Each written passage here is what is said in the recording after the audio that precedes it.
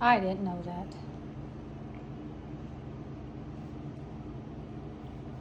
The water's high.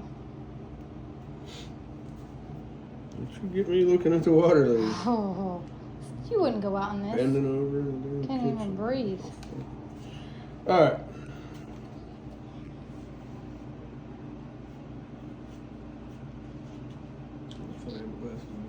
All right, ready?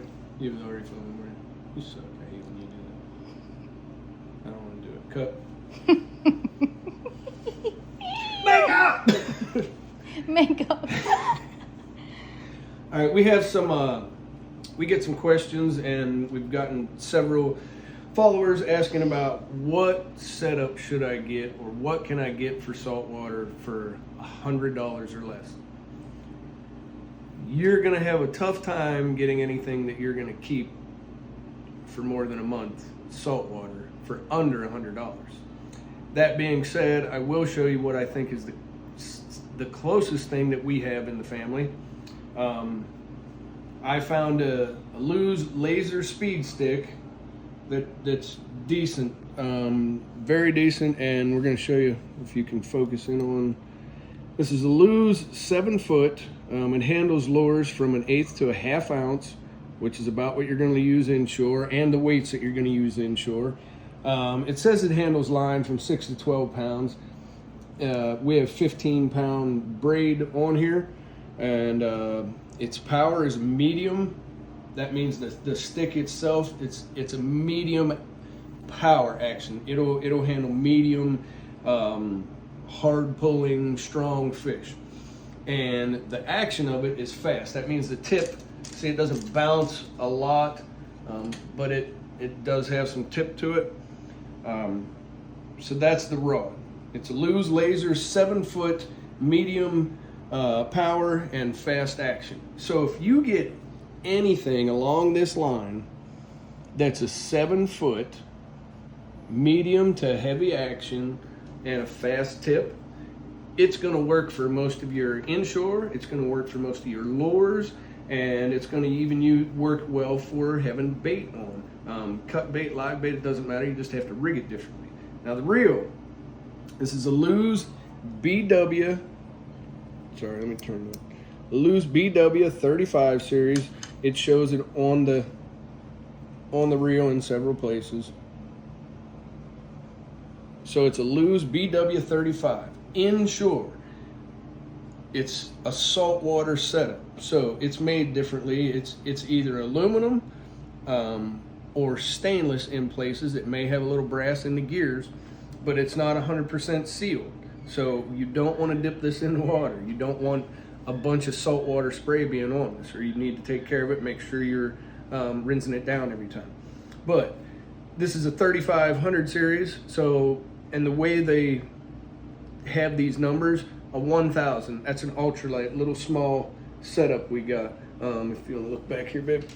So that there is a 2000. That little wee small thing is a 2000. And then they just go up. This is a 2500. Like I said, this is a 3000. What's on here is a 3500. All right, and they go all the way up to 10,000 series rods and reels for big, heavy ocean fishing. But this is I would call this like most bass setups that you would use back home. A medium spinning reel, 3500 series. This is a saltwater one. Now, I got Noah this rod, and I think it was right around $60, and he went out and paired it up with this reel, and the reel was right around $60. Now, that's just the rod and reel. The line on it costs $15 for braided line. So we're already looking at $135 for this setup. But this is about as close as you can get to something that's decent for saltwater. Braxton came down and asked me to help him get a setup. So we went to a sportsman's shop, and we got almost the same setup. He got a Daiwa reel, 3000, and he got a 7-foot medium power fast action rod. To me, it's probably more important that you get a decent rod than the reel. When you get the reel though, just make sure that you get it as saltwater resilient as possible. Now, just a little add-on. Here's your tip of the day for people that don't know. Most reels have, on the side of them, have some kind of little thing like that. All of them. Can you see that one? Where's one that's already sticking out front? There, you see that one? That little tab there.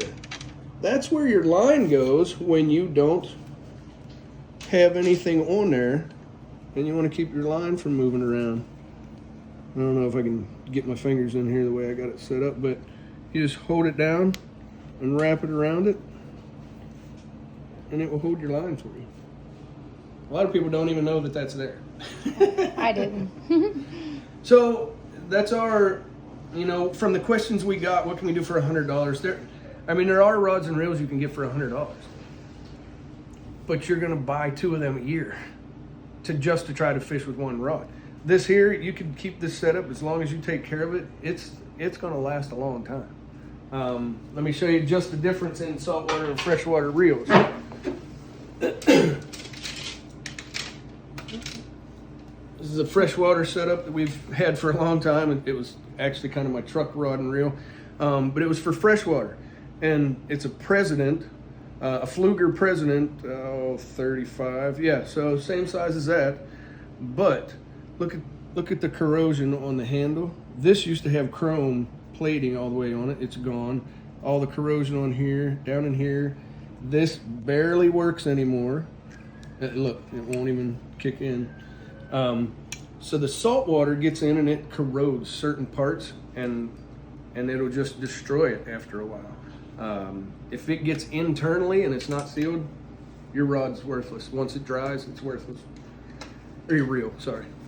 So I hope that helps y'all, but if you look around and ask the right questions when you go to buy it, a lot of these sportsman shops or tackle shops especially have really knowledgeable people.